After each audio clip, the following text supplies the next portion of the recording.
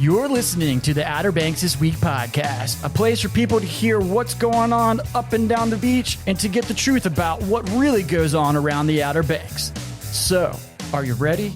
Here we go. All right, thank you very much, Wes. Outer Banks This Week podcast, episode number 75. This is the 75th installment of the Outer Banks This Week podcast, all brought to you by Kelly's Automotive in Manteo. If it has doors, it can be yours. I was riding by Kelly's lot just the other day, looking at all the different vehicles he's got out there. Lots of great vehicles. He's got sheds as well. If you're in the market for a shed, I'm telling you right now, Kelly's got some right over there, and they're beautiful. I have a shed of his, and I have a car of his. Okay, I guess that makes me a happy customer of Kelly's Automotive on Highway 64 in Manteo. Visit them online at kellysobxauto.com. Sounded very radio-esque of me, didn't it? Well, once upon a time, that was my job description. Hold on, let me get a sip of my Pepsi Cola, born in the Carolinas, ice-cold, refreshing Pepsi. Very good, very good. All right, hey, we're wrapping up July. We're coming into August. We've had our fair share of wet weather around here. That's for daggum sure. Hopefully we're not going to, we need the rain periodically, but let me tell you, right there at the end, at the beginning of July, it seemed like there was no end in sight for a drought. And that was all over the state, especially here. Then the rains came tumbling down, and now we're pretty good. As I saw a map the other day, it said that there are still drought conditions in, some of the western counties and out there in the middle of the state and over towards the mountainous areas and whatnot. There's still kind of a drought condition, but here in the eastern seaboard, especially in Dare County and parts of Hyde County and Currituck, I think we're good. I'm not saying we don't still need some rain from time to time, but we definitely got our fair share here at the end of July. I will say this past weekend was beautiful, absolutely gorgeous. The wind shifted, and it made for a very, very nice weekend. Now, Saturday started out a little on the gloomy side, ended very nicely. Sunday, absolutely gorgeous. Had a great weekend. I'll tell you something I did, and again, I try not to get religious or anything like that, but I did a full submersion water baptism. I thought it was really cool. Never done one before like that. With the church at Wanchese Assembly of God, we did a full water submersion, and my oldest son Austin did it too. Very nice cherry on top of a great weekend. Now they've got Bible school going on this week at Bethany Church of Wanchese. That's where Austin is, and he's having a great time with that. And again, beautiful weather looking like it's going to be going on this week. Maybe some spotty showers from time to time, but it's the Outer Banks in the summertime. There's like a 30% chance of rain every single day. So you might as well just get used to it. Great weekend, though. Great weekend. Coming up in this episode of the podcast, I will be interviewing, I've already interviewed, I guess I should say, PNut from the band 311. Did that interview at the end of last week. It was a great interview. Very, very cool guy, Mr. PNut there. You'll learn how he got his nickname, PNut. His name is Aaron Wills, I believe. Make sure I got that right. Very nice individual, very nice human being.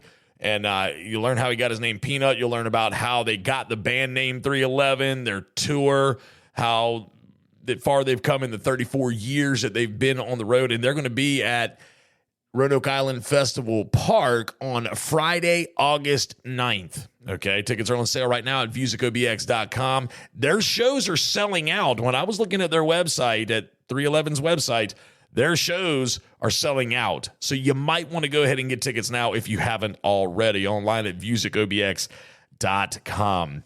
Not much by way of news. I do want to mention that the Atlantic Ocean is getting a little active with some of the tropical disturbances. It is that time of the year, though, so I believe they say peak season for hurricane season is like September 13th, September 12th, somewhere in there. And we're coming into August, so we're climbing up that hill to the peak of the season. And the time of the recording of this podcast, there is a disturbance out there in the Atlantic Ocean.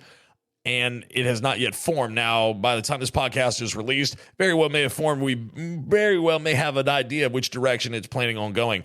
So you may want to keep an eye on the tropics. The Windy app is a great app to have on your phone. Just type in Windy, pops right up. And Mike's weather page. Mike's weather page is also a very nice social media page to follow. He keeps you up to speed. He'll go live and look at the different levels of the atmosphere and do all this good stuff. So the Windy app, very good. You got the Euro model, you got the GFS, and then the Mike's weather page, also a great page. Check them out, seriously, and they're really cool. So yeah, the Atlantic Ocean starting to get a little active. Going to see some more disturbances. Seems like every year they say we're going to have a better than average chance of hurricanes being formed in the Atlantic. And next year they'll say the same thing. Now, who knows? They could be right. It just hasn't happened yet, but it's been kind of quiet lately. So we're due some activity. I pray that they all get formed and they spin and turn out to sea and get lost somewhere up in the Arctic Ocean somewhere and dissolve. The likelihood of that happening is low because a lot of times they make their way somewhere close to the shore or they come ashore somewhere. Only time will tell with those types of things. But just know that we are on our way up with Atlantic hurricane season. I want to send my condolences to family in Kerala over the weekend. 13-year-old boy drowned. And this is something, this is why I did if you go back a few episodes in the podcast, we did lifeguard tips and things, beach safety tips. Listen to that one again. My buddy Phil, who's actually the CEO here, at Outer Banks this week in one boat. He is a former lifeguard. He was a chief of some sort. I don't know if chief is the right word, but he was a boss man in the lifeguard world for a long time. He shed some light on different things that you need to be mindful of while at the beach and things of that nature. And go back and listen to that one. We've got to make sure we respect the ocean, love the beach, respect the ocean kind of thing. Make sure that we're taking all the proper precautions on how to have a safe and fun vacation in the ocean and at the beach. So go back and listen to that episode. It's a few episodes back. I'd say probably like episode like 68 or 69. I don't have them listed in front of me right now. So go back and take a listen to that one because that will definitely give you some ideas on ways to stay safe out in the ocean or while you're swimming in the ocean. For all other news, though, you want to check out my man Sam Walker, Grand Slam Sam Walker at SamWalkerOBXNews.com. You got any questions regarding the news on the Outer Banks? Sam Walker has the answer. Yeah, it's SamWalkerOBXNews.com. I want to thank Captain Marty for coming in and hanging out with me in a quick change in pace. Captain Marty came in and hung out. We did some tournament talking about the upcoming tournaments, the Alice Kelly Ladies Only Billfish Tournament. That's the Sunday, August 11th, and then the Pirates Cove Billfish Tournament, formerly known as the Pirates Cove Big Game Tournament. That's going to be the 13th through the 16th of August. And some of the other ones like the Ocean City Tournament, the Morehead City, the Big Rock, the Virginia Beach Tournament, those other tournaments that go on up and down the Eastern Seaboard. I appreciate him shining some light on those and talking about how they operate, the levels of detail that go into these tournaments and the different categories and what money goes in, what money goes out, and the ways that they can tell if you're telling the truth or not regarding the fish that you catch. It's pretty cool. So if you haven't listened to that podcast from episode number 74, go back and take a listen to it. Speaking of Captain Marty, he's doing his fishing reports, telling his stories. His fishing guide is out. He's online at OuterBanksThisWeek.com. You'll see a tab on the sidebar that says Captain Marty. You just click on it, and you can listen to his fishing reports. You can listen to his stories right there, and he's got a bunch of them. I feel like we're constantly recording them, and we're so thankful to have him here at Outer Banks This Week. His fishing guide is out. It's at all the different piers, the tackle shops, up and down the beach. Anywhere where fishing is had, you will find a Captain Marty fishing guide. So if you're looking for a Captain Marty fishing guide, you want one of your own, maybe I can get the captain to sign it for you. Podcast at OuterBanksThisWeek.com. We'll figure out a way to get it to you with a little autograph from Captain Marty. It's podcast at OuterBanksThisWeek.com. Going to jump into some shout-outs here in just a few moments. We're going to hear a word from Miss Oregon in the 2. And hey, welcome back, High Seas, Pools, and Spas, because dirty water sucks. At High Seas Pools and Spas, we believe dirty water sucks. We are a licensed and insured certified pool and spa maintenance and repair company servicing Ductomania. We offer seasonal and year-round pool and spa services with a special focus on flex rentals like Airbnb and VRBO. Need a new hot tub? We can do that too. Visit us online at highseasobx.com for more information. High Seas Pools and Spas, because dirty water sucks. Ahoy there, folks. Captain Edward Lee here, and I want to invite you aboard the Miss Oregon Inlet 2. She's a modern 60-foot headboat outfitted with the latest top-quality safety and fishing equipment. We make 3 trips per day out of the world-famous Oregon Inlet Fishing Center. Visit MissOregonInlet.com or call us today at 252-251-4314. So ditch the beach for a bit and set sail with the Miss Oregon Inlet 2. All right, take a cruise aboard the Miss Oregon Inlet 2. Whether you want to go fishing, you want to go do some sightseeing, they can do it all right there at Oregon Inlet Fishing Center on the Miss Oregon Inlet 2. We're going to jump into these shout-outs. I only have one today, or one this week, rather. If you want to be featured on the podcast, you want me to give you a shout-out, you think that there is something worthy of shouting out, email me, podcast@outerbanksthisweek.com.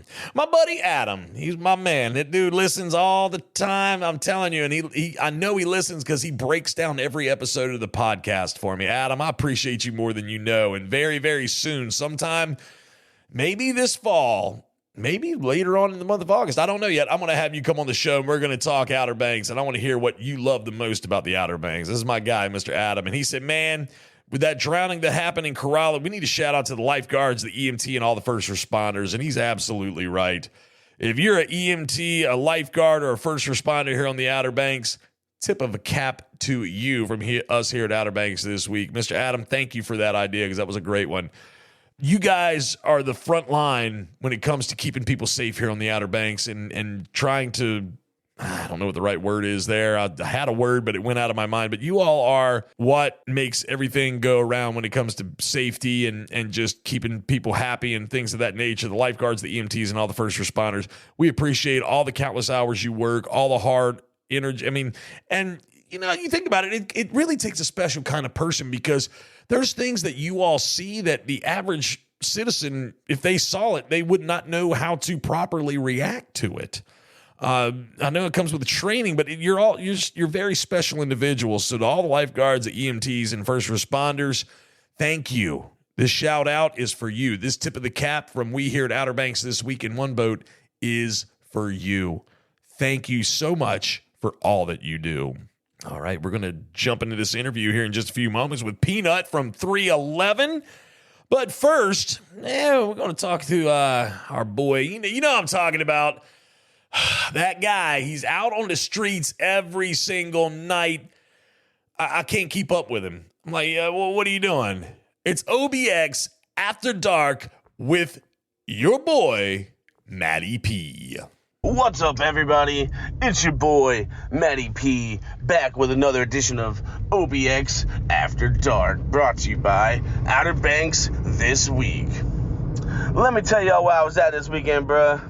Man, Matty P went on down to South Nags Head. And you know, only good things happen after dark at South Nags Head, am I right? Look, Matty P went on down to South Nags Head, and he went to Fish Heads. Now look, man, if you ain't never been to Fish Heads, it's one of my favorite places to go, y'all. Look, it's right out there on the pier. They got a beautiful bar set up. It's really outdoor, and it's a really great atmosphere for the friends and family. They got an awesome happy hour, and on top of that, you know, they got a sick painkiller, man, and your boy was in some pain this weekend, man. Look, if you're looking for something to do, and you in South Nags Head, Fish Heads is the place to go, man. So look, that's where Matty P went this weekend. Oh wait, I forgot, the BPL, look, and the BPL at Fish Heads is always off the charts, y'all, because look, it's on the beach, and you know what that means. The BPL at Fish Heads was an 8.7 this week, y'all. Look, 8.7, Fish Heads, South Nags Head. If you're looking for something to do down there, Fish Heads is the place to go. Anyways, that's been another edition of OBX After Dark with your boy, Matty P.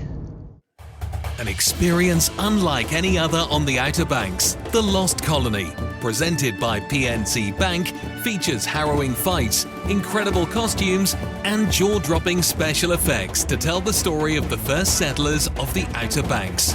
Bring the whole family to experience this remarkable show under the stars on Roanoke Island, running May 30th through August 24th. Visit thelostcolony.org. Are you ready for a fishing thrill like no other? Oh, there he is! There he is! Oh, got him up! As seen on WikiTune at Outer Banks, the Carolina Girl, captained by majestic Jesse Anderson, is a custom, luxurious, 53-foot Jarrett Bay-built boat running out of Hatteras Harbor Marina. Let Jesse and her crew give you a fishing experience of a lifetime. To book a trip, go online to CarolinaGirlSportFishing.com. Carolina Girl Sport Fishing, your offshore adventure awaits.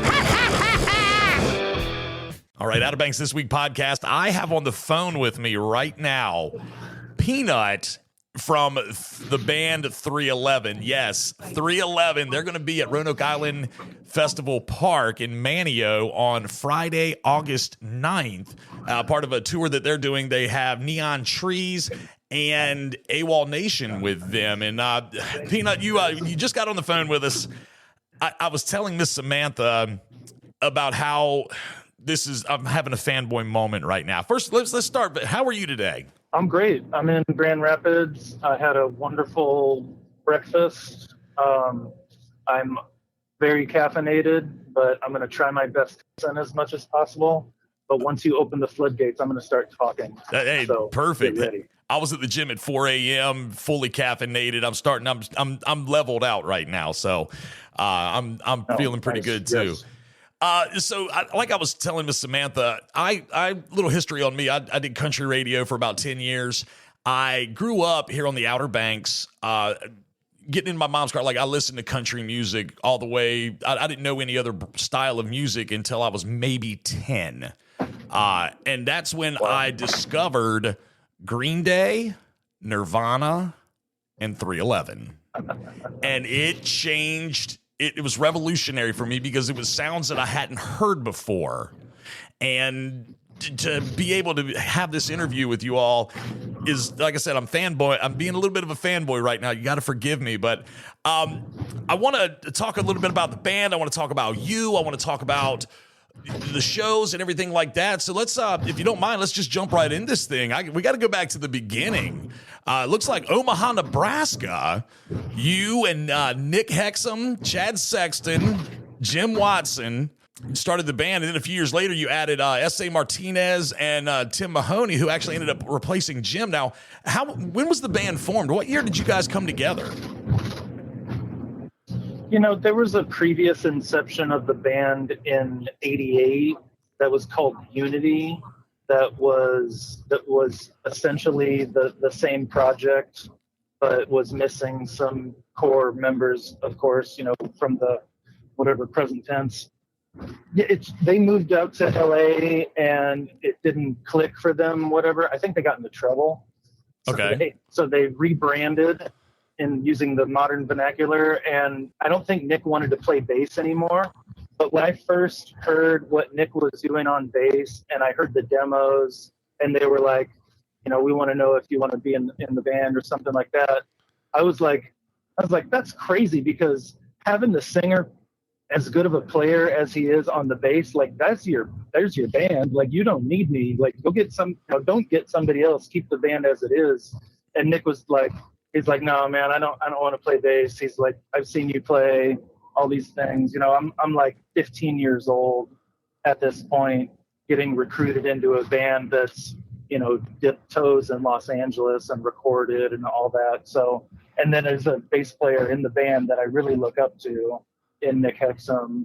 And so it was all kinds of cool events at the same time. And then being in the band with, you know, my best friend Jimmy Watson was also fantastic, a kid that I had been playing with for years and years, doing like talent shows and stuff like that. So it was a really special time. It really made high school absolutely irrelevant.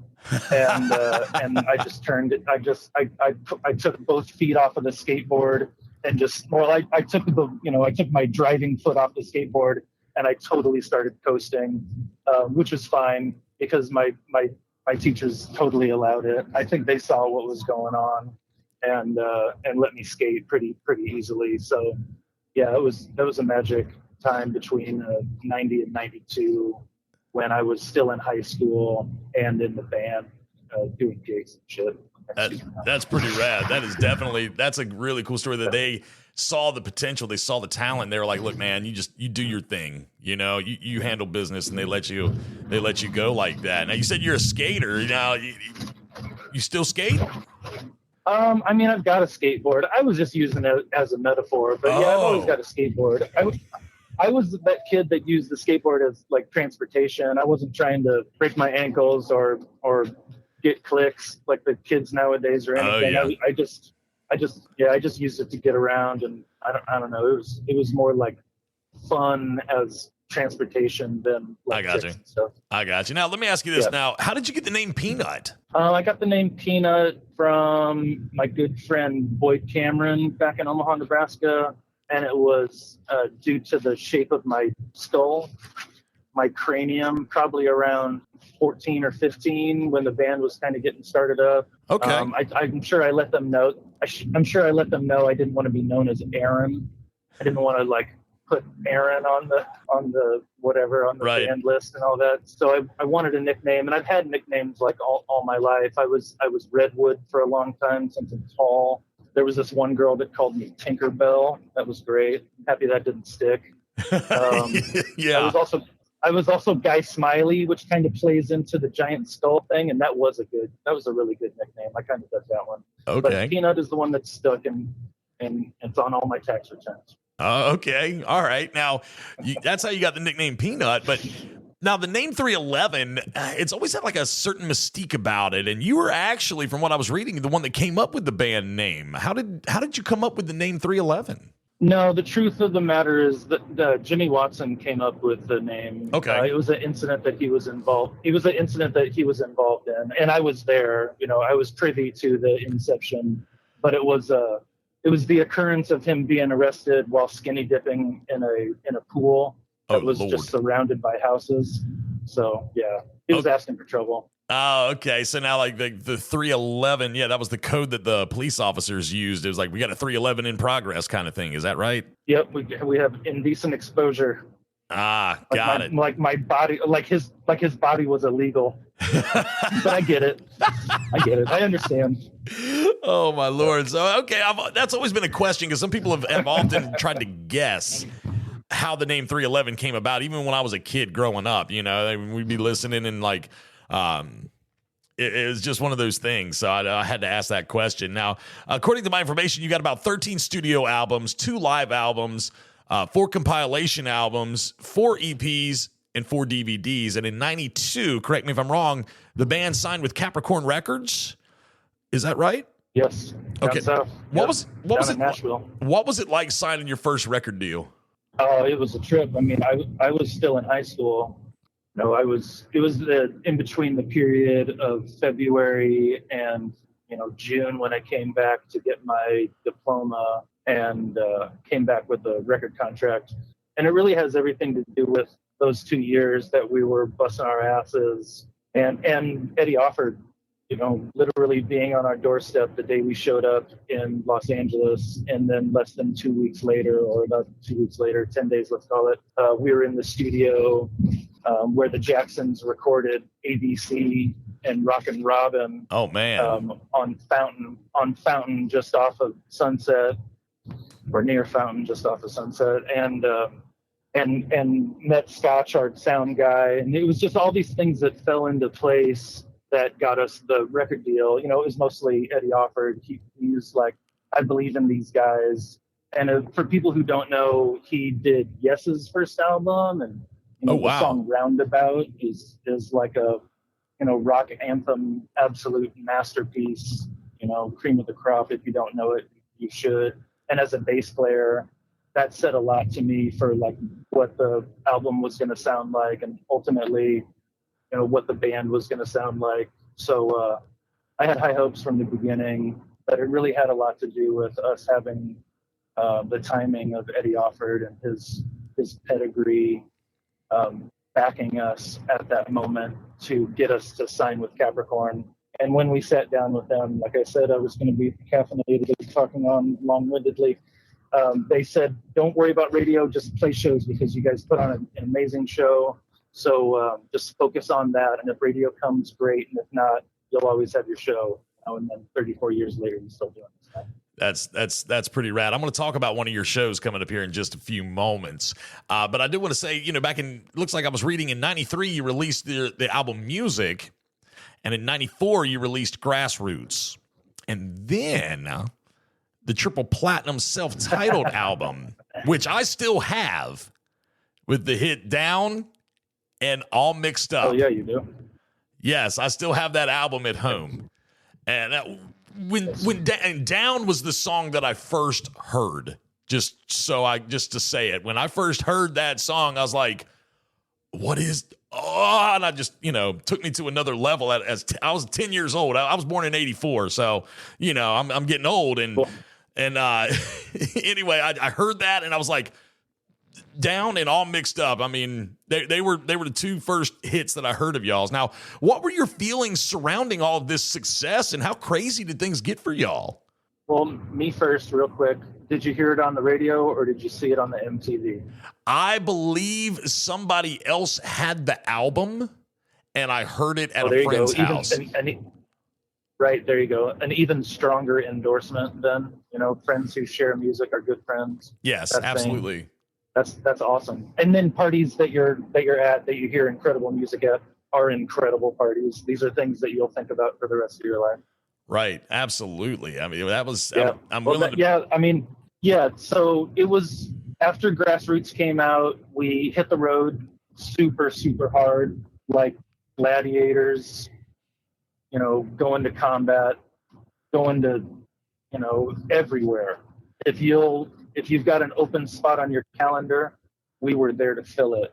And we were going to fill it with some weird, driven, it's very inspired, but pretty out there for a first audience band, and songbook.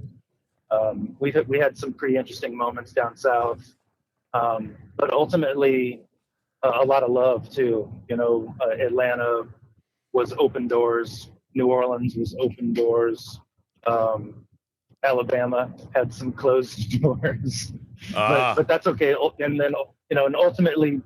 Lifelong fans everywhere. You know what I mean? We're not for everybody. I saw that the other night in a teenager that was watching us arms crossed, and I can't hate on that, and I certainly don't love it, but I see it as a challenge, and I welcome it at every show, and that mindset was really put in place in 94 and 95 when we were sweating the details, putting in the time, writing while we were on the road, playing new songs, moments after writing them, drafting them out on the road before recording them, and then ultimately going into the studio with Ron St. Germain, an absolute sonic hero and good friend now, hell of a guy. Being in the room is part of the job, no matter what job you've got. But in the studio, it's a lot because it's personal. And he held us with such regard as early 20-somethings or mid 20-somethings, knowing that we knew what to do. He was there to record us and craft in the most lightest of touches. The thing that I'm most thankful for with Ron St. Germain is he got us in the room and he got us to record live.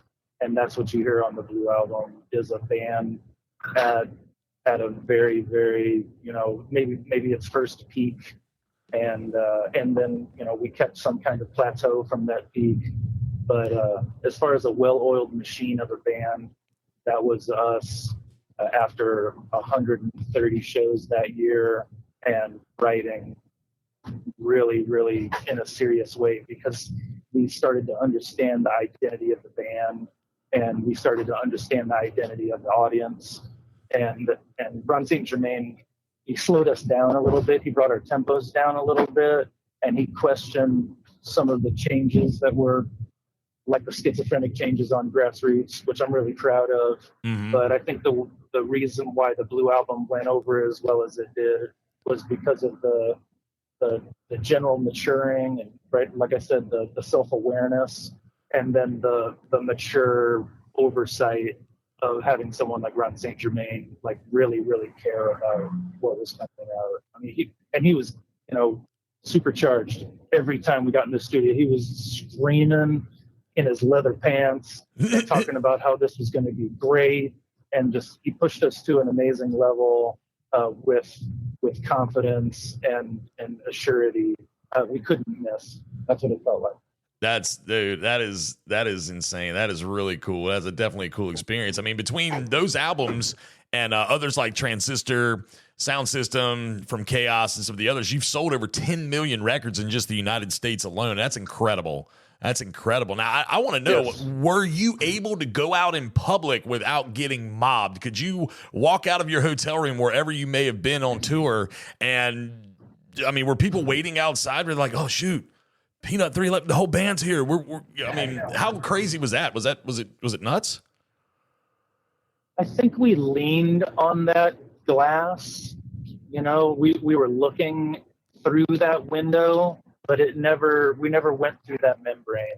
That never occurred to us where it was like strenuous, gotcha, socially to be in the band, which is really like the ultimate wealth and luxury in this, whatever public industry that we find ourselves in. So that's something I'm really thankful for, is we've got the right amount of attention. We've had controversies, but they've been absorbed in a way that wouldn't happen if we were front page news. And I'm thankful for that. And same with the success. Like we haven't had to check ourselves with success too much, because it's been something that we've created on our own with our community and our people and great people in the industry as well. So I don't know. It never got too out of hand, which is a really good thing. Well, that's good. I'm glad to hear that. You all remained humble throughout this entire career, and that's great. You never had any controversy where you were making the front page of the New York Times about this stuff, this, that, and the other happening to you. Right. So that's amazing. I'll never forgive Jack Nicholson for breaking that guy's windshield with a golf club. Yeah.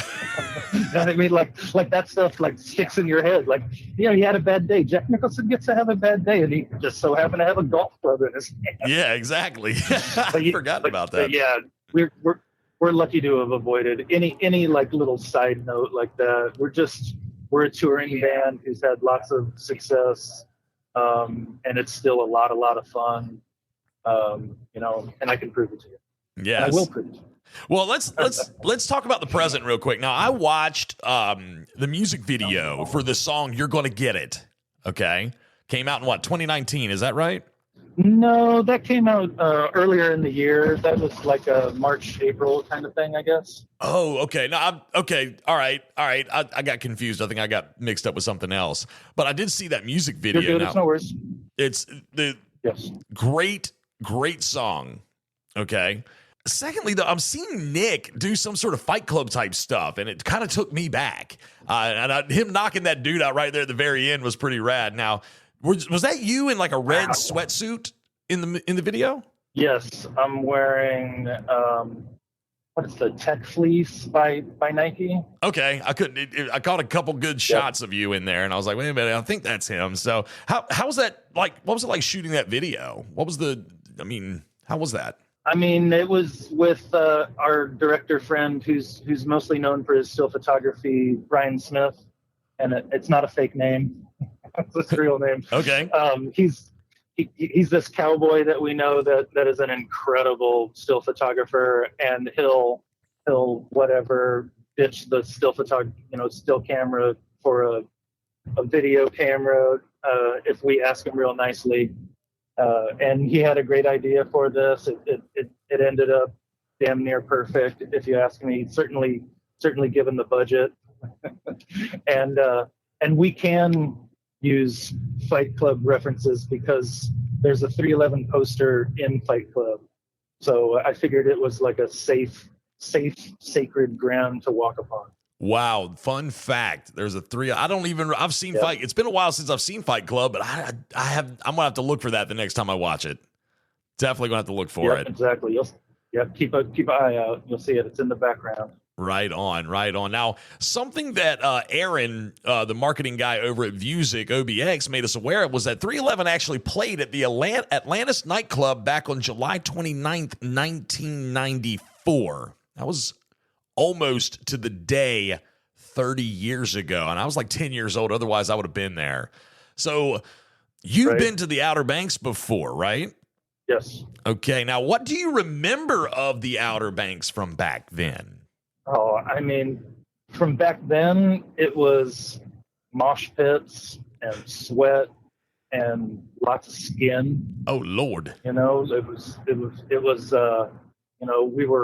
we were all rail thin and determined not to do laundry the next day. So we would wear shorts and rock out. And Outer Banks was definitely privy to those events.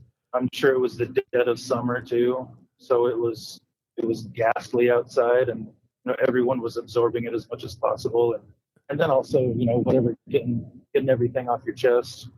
I mean, the 90s was a great time for release, and to even be a footnote, a little small part of that is really important to me. Because I knew I had a lot on my mind at those times as a 20-year-old, and it was great to sweat and rock out with people with wild abandon. It's nothing like it. That's pretty rad. Yeah, the 90s, my wife, she always picks on me because I'm always referencing 90s quotes or 90s things, and I was like, look, I love the 90s. The 90s were great for me. So have you been back here since then, or will this be your first time coming back in 30 years? I mean, I don't know. I haven't really looked at the map. We've had to have been close, but I mean, honestly, it escapes me. I got you. Hey, geographically. Yeah. I want to talk about that tour here in just a moment because we've got your big show here on the Outer Banks at Roanoke Island Festival Park Friday, August 9th, again with AWOL Nation and Neon Trees. Now, this is just a part of your tour, which currently now you said you're in Grand Rapids right now? Yes. Okay, now I was reading you're going to do a show in Interlochen, Michigan. Is that tonight or when is that show? I mean, I think that's tonight. Okay, yeah, so that's a sold-out show, but y'all are all over the place with little downtime. When I was looking at your calendar, you're going to leave here, you're going to go to Raleigh, then you're going to Charlotte, then you're going to Charleston, then you're jumping over to Texas and back over to Florida, and then at some point you're going to end up in Anchorage, Alaska, bro, in case you didn't know. This is all between now and October. How's the road? Right. We were in Japan. Okay. And we were in Japan in February, and we just got back from Europe about a month ago. Okay, because I could not see. I was wondering what your tour had been like already this year, because I could not see the dates prior to tonight, which today being the 26th of July. I couldn't see the dates prior to that, so I didn't know what your tour was like. And I mean, how's the road for y'all these days? Oh, it's great. We did a management switch that's given new life to our mission, I guess. It's good to have new blood. It's good to have some influence as our management is like a big box management instead of a small box management. Okay. And I mean, we've made our careers pretty well on. We had the same manager for probably 27 some odd years in Adam Ratzler, and he came up as an assistant from another manager. You know what I mean? So we've done that, and it's really nice to have Corey Brennan at 5B, who's Slipknot's manager, helping us make decisions and throw his weight around and help us get on festivals, like I said, in Europe, and get us great gigs in Japan. And his thing, besides just focusing the touring, was like an international statement, and that's something that I've been really adamant, kind of frustrated about with the direction of the band, knowing that there's this whole other side of the world, where music came from, in in Africa and Europe that we're not touching at all, and Asia. It's just like let's travel. You know, that's one of the funnest things about this is to see new people and see new trees and pet new doggies, Yeah. eat new food, and drink local ale. And, you know, that's what it's all about. That's what I'm here for, man. You know, I love my home life and everything, but professionally being a troubadour is the best. Yes. I love the word troubadour. Very, very well put. So you want to just keep the full steam ahead, the party train going. It sounds like you want to get out there in more places. I love that. I love that drive that you still have after 30 some odd years. That's amazing. I'm sure it has something to do with me just turning 50. As I'm like, okay, I'm 50. You know, click that box. Okay. But yeah, like I feel really strong. I still want to push weight. I still want to fight that good fight. I still want to see new faces. I want to make mistakes. I want to learn from those mistakes. I want to do all the things. I want to be an inspiration to my sons. And I want to be a damn good husband.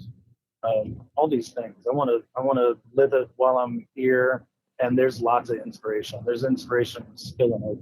I was going to ask you, got wife, kids? How many kids do you have? I've got 2 boys. I've got a 10-year-old and a 13-year-old. And I've been married for 23 years. Beautiful. That's fantastic. Yep. That's amazing. Good stuff. Yep. Real quick, and I know you got to press on.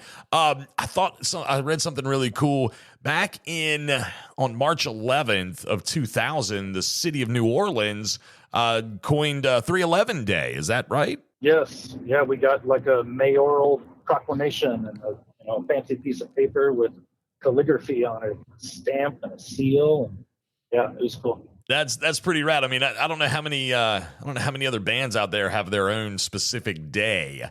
I know that a few do, but like that stuck out to me when I was doing some reading and some homework on the band just to make sure that I knew what I was talking about. So that's definitely a feat for sure. Right. Yeah. That's an honor that transcends other awards. I mean, any frustration that comes from us not being on that circuit, which would, of course, invariably include like that fame part of entertainment, which I totally want to avoid. It's those kind of like, real grassroots. We did kind of earn it in this particular moment, right? An award from a city that really did embrace us. And like I said, that's a good example of the South being really open to what we were doing as far as digging deep, trying to do something different, and really gathering an audience that was down for the ride and open to whatever creative meanderings we were going to do. And eventually my wife's from Louisiana, so I think that also probably helped see that deal as well. That's the local famous. That's the cherry on top, baby. That's the cherry on top right there. Yep, totally. Any future coming with me to California? There you go. Any future projects you want to maybe share with us that the band's working on? We've got our 14th album coming out later in the year. We still don't have a title for it. Any suggestions you can throw to me on Twitter? Yes, it's still called Twitter.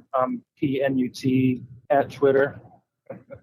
And yeah, I'm really excited for people to hear the new album.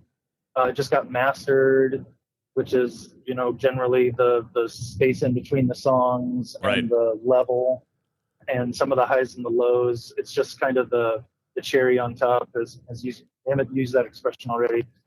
It's the frosting on the cake, if you will. There you go. For making the album sound fantastic. And then we get to hear what radio does to us when they supercharge it through their compressors and everything, the limiters and everything. So it's ready to be shipped out to market. I really can't wait for people to hear it. Excellent. You said that'll be out later this year? Yes, as vague as I can be. Okay. Hey, I can appreciate that. I always have to ask that question of what's coming up that you can maybe run up to the line of sharing some of it, but not all of it, just to keep it I can appreciate that. So I got to ask that question. Well, PNut, I'm going to let you go. I appreciate all the time you've given me today. So I got to say it like this. If I haven't thanked you, then just let me do it now. I'm sorry. Very good. You understood the assignment. Yes, I did. I was at the gym. I'll tell you this. When I was at the gym this morning, kind of getting my mind right, thinking about my day, I was lifting weights 2 down the entire time. And just playing it over in my head. And I was like, this is getting me ready for this interview today. So, again, 311 PNut, thank you. You're going to be here August 9th at Roanoke Island Festival Park with Neon Trees and AWOL Nation. Going to be a great show. Tickets on sale at VusicOBX.com. Get them now because, as you can tell, the shows are selling out. Every show that 311 seems to be a part of, it sells out. So please get your tickets now. Again, PNut, thank you so much for your time. Anytime. Queen Anne's Boutique and Wine Bar at Teachers Lair Marina in Hatteras Village offers the classic boutique shopping feel with a subtle twist. Ladies, enjoy a glass of wine or mimosa while trying on the latest trends. And guys, enjoy a draft beer down on the docks or while telling your lady how dazzling she looks in her new threads. Need a place to have your bridal shower or bachelorette party? Queen Anne's Boutique is ready to play host for you. To find out more, visit Queen Anne's Boutique on social media. Queen Anne's Boutique, that classic boutique feel with a subtle twist. There's a place at Hatteras Landing where people go to relax and enjoy great live entertainment by the water. The Wreck Tiki Bar. Right beside the ferry dock in Hatteras, the Wreck Tiki Bar has a drink menu that is sure to get you in vacation mode, featuring their own twist on classic tiki cocktails and a selection of rotating beers on tap. Pair them up with one of their delicious paninis, quesadillas, or crunch wraps. To get a glimpse of the paradise that awaits, go online to therecobx.com. No Hatteras vacation is complete without a trip to the Wreck Tiki Bar at Hatteras Landing. Yes, the Wreck Tiki Bar on Hatteras Island down there in Hatteras Landing, right next to the ferry dock. I love the Wreck Tiki Bar. The food from the Snack Shack over there is great. The food from the Tiki Bar is great.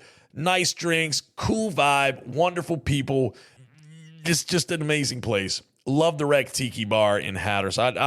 If you haven't been there, you got to go. No Hatteras Island vacation is complete without a trip to the Wreck Tiki Bar. Truth, truth, truth. All right? All right. Go. Tell him I sent you, too. Be like, hey, man, the guy on the Outer Banks This Week podcast, Justin, or whatever his name is, said we needed to come in here. And I promise you, you won't regret going. It's a great place. All right, we're going to jump into some events, and make sure you go online to see all these events in their entirety on OuterBanksThisWeek.com. All right, our Vusic OBX concert spotlight 311 with AWOL Nation and Neon Trees on Friday, August 9th. You heard me just talking to PNut all about it. Gates are going to open at 5. Show's going to start at 6. Tickets are $60 for the back lawn and $85 for the pit pass, or what is considered to be the front lawn. This is a rain or shine event, and it will sell out. You need to get your tickets now. You don't need to waste any time. You need to get your tickets now. This is about a week out. It's on August 9th, Friday, August 9th. $60 for the back lawn, $85 for the pit pass or the front lawn, and you won't regret going. It's going to be a great time. Looking down the road, though, coming up on Thursday, August 29th, Sublime with Rome. It's the farewell tour. Does that mean Sublime is done touring? Is that what that means? I'm trying to figure that part out right now. But hey, Sublime with Rome, the farewell tour coming up on Thursday, August 29th. Part of Vusic OBX concert series. Then after that, it's Jamie Johnson, which yours truly will be front and center for that one. But coming up on August 9th is 311 with AWOL Nation and Neon Trees. Of course, the Lost Colony Outdoor Drama, they just had their 5,000th airing or performance. There we go. Performance of the play. It's in its 86th season. Get your tickets online at thelostcolony.org.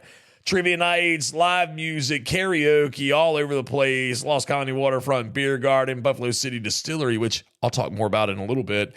Stripers, Outer Banks Distilling, New Vines, so many different places. Fish Heads, lots of great things going on. There's jazz nights at Owen's Restaurant going on Wednesday through Saturday night starting at 9 o'clock. Hey, Mug Night is back with DJ Styles at Jolly Rogers in Kildover Hills. That's every Thursday night. You can bring your own mug, fill it up for $3 with a select house beer. It's 21 and up starting at 9 o'clock. There's a $5 cover. And, of course, your boy Matty P will be in the house as well. You can kick it with him. Brunch, yoga, uncorked wine tastings on Monday nights. That's going on at Cafe Pamlico in Buxton. The brunch is from 8 to 1. Your yoga on the patio is every Tuesday and Thursday starting at 8 a.m. The downtown Manteo Market every Saturday from 9 to 1. Tri-Village Market in Rodanthe at Camp Hatteras. That's every Wednesday morning, also from 9 to 1. Coming up, let's see, Friday, August 2nd, that's this Friday, is First Friday in downtown Manteo. Always lots of street eats, lots of things, festivities going on at Dare Arts. Always a fun place, always a fun time at Manteo First Friday.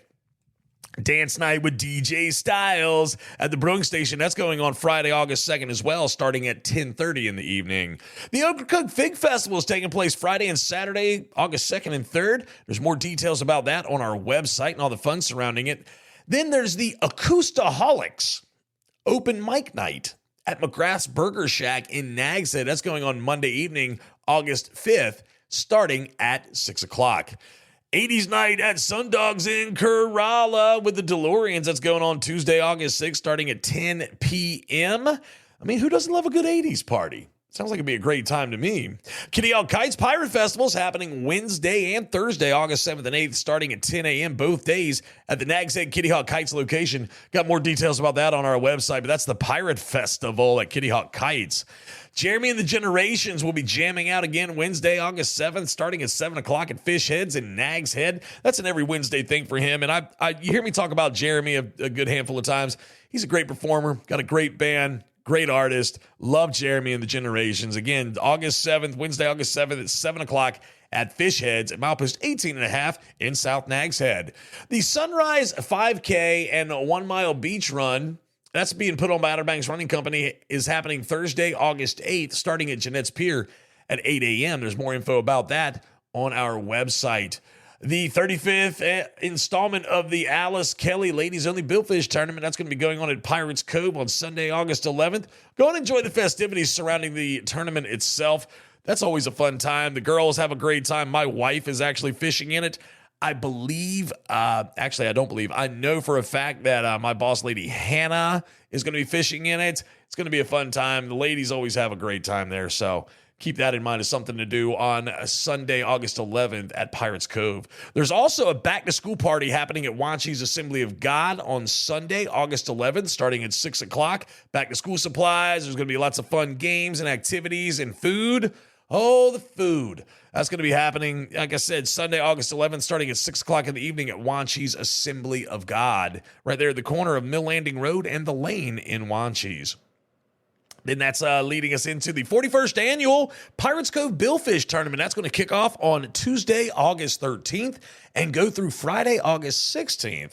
Now, I'll be out there doing live updates in the evenings with Captain Marty each day of the tournament, so you can hear all of the updates on Outer Banks This Week website, on the Captain Marty sites, and on Captain and Marty's podcast platforms that he's featured on, Spotify, Pandora, all those listed out. So that's going to be going on Tuesday, August 13th through Friday, August 16th. All those live updates will be taking place in the evening time. Looking forward to hanging out with Captain Marty and bringing you up-to-the-minute coverage at OuterBanksThisWeek.com.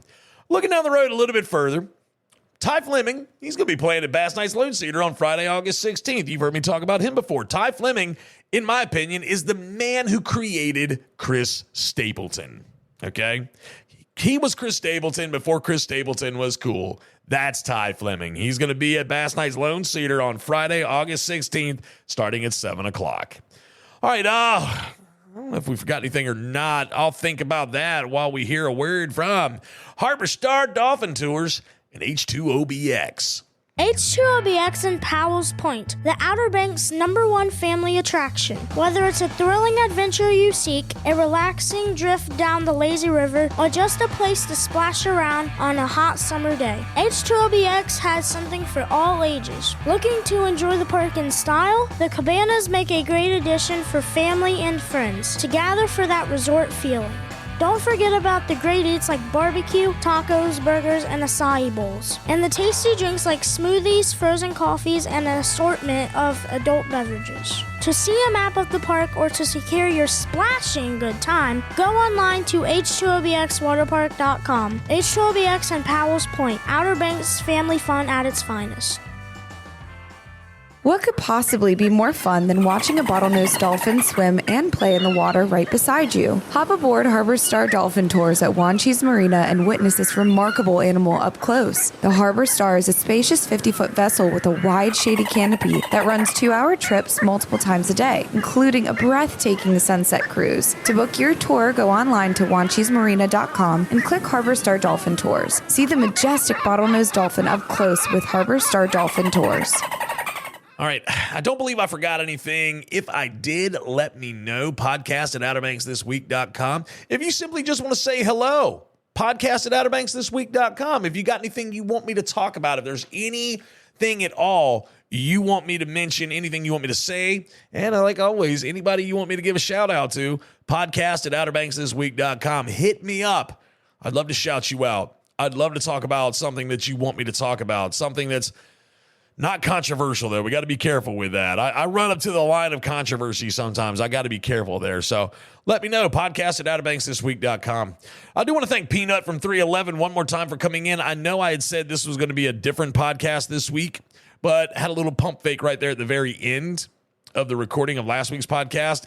So next week on the show, Boss Man Phil, the lifeguard guy and the one that went down to the Wreck Tiki Bar with me, he's going with me, as well as our videographer, Wes, and maybe Barbecue Mike from Carolina Barbecue Company, Highway 64 in Manteo. We'll grab those three boys, and we're going to go up from here to Buffalo City Distillery in Powell's Point and hang out with Mr. Buddy Byram and his crowd up there while they do trivia night. And I'm going to let them sample some whiskey. I'll be their driver. I'm going to let them sample some whiskey, and they're going to tell us all about how good that whiskey is. So get ready for that. That's coming out next week on episode 76 of the podcast. But this is episode 75, wrapping it up, all brought to you by Kelly's Automotive in Manteo. If it has doors, it can be yours, whether it be a shed or a car. Kelly can facilitate. You can check them out online at kellysobxauto.com. All right, I'm out of here. In the words of the late, great Freestyle Bob, later. This has been another radical edition of the Outer Banks This Week podcast. Be sure to like and subscribe, follow us on social media, and listen every Thursday for a new episode.